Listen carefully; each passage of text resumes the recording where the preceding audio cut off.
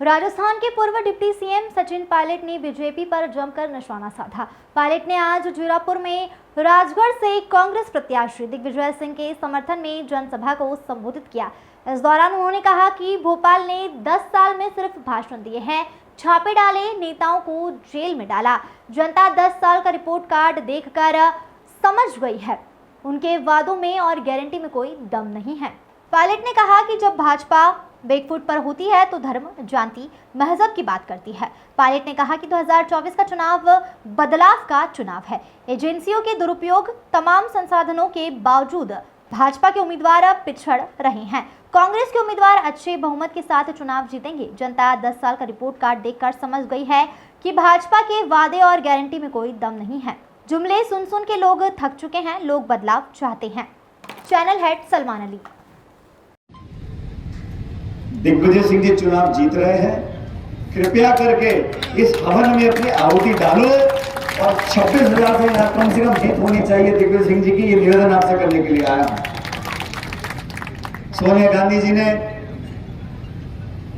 पूरे गांधी परिवार ने, खड़गे साहब ने जब दिग्विजय सिंह जी को बोला, तो वैसे भी सांसद है राज्यसभा के, लेकिन आप लोगों का मान सम्मान रखने के लिए, संसद में आपकी आवाज को बुलंद करने के लिए आप सब लोगों के बीच में आए। जैसा खुद कह रहे थे, आपके भरोसे पे चुनाव लड़ रहे हैं और पूरी बीजेपी की ताकत, सारे मंत्री, मुख्यमंत्री, प्रधानमंत्री सब टूट के पड़े यहाँ पर, ये देखने के लिए कि हम भी देखते हैं राजा चुनाव कैसे जीतेगा। अरे चुनाव जीतेंगे, डंके की चोट पे जीतेंगे।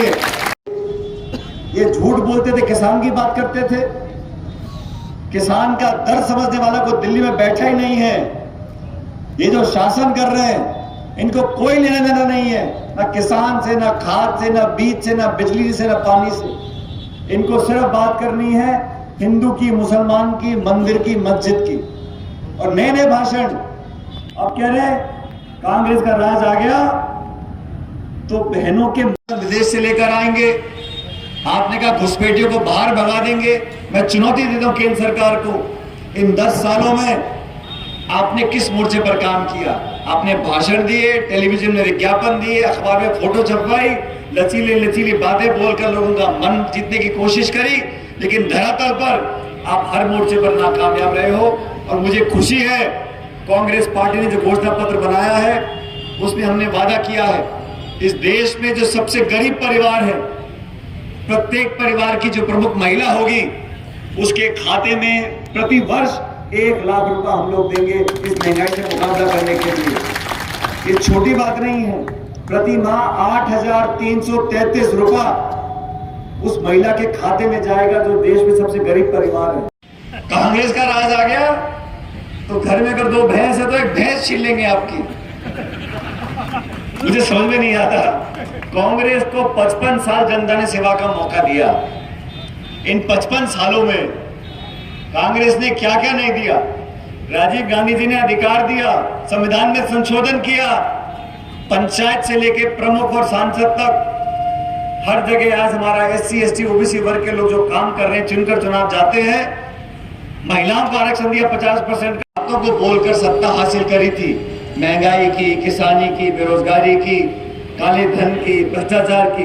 उन सब बातों को भूलकर अब एक ऐसा माहौल बना दिया जहां निर्वाचित मुख्यमंत्रियों को जेल में डाल रहे हैं। 2 निर्वाचित मुख्यमंत्री।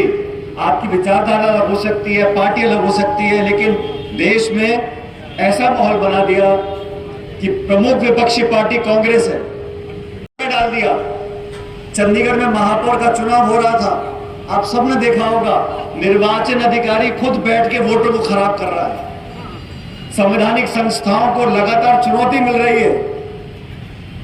देश में भय का माहौल बना रखा है, प्रतिशोध की भावना से, बदले की भावना से विपक्ष को टारगेट किया जा रहा है। सरकार की पूरी ताकत लगी हुई है विपक्ष के नेताओं की आवाज को खत्म करने के लिए। 147 सांसदों को एक दिन में निलंबित कर दिया और फिर कानून पारित किए जा रहे हैं।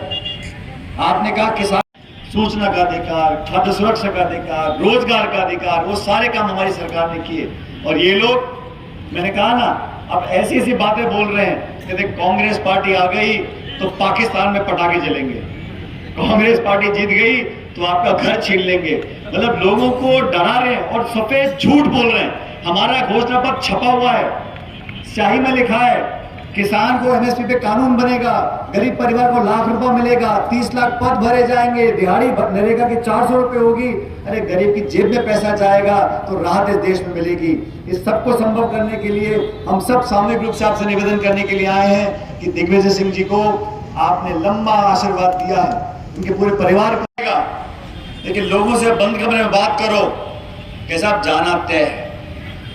भाजपा का राज खत्म होने वाला है, लेकिन सबसे महत्वपूर्ण है, मध्य प्रदेश में हम सरकार नहीं बना पाए, लेकिन एक दोबारा मौका हमको मिला है और मेरी तरफ से नाराजगी भी है। मैं तो विधानसभा क्षेत्र में प्रियव्रत जी के लिए वोट मांगने आया था। आपने बापरे का बछड़ा लगा दिया, यहाँ पर भी 13,000 वोट से रह गए, लेकिन आप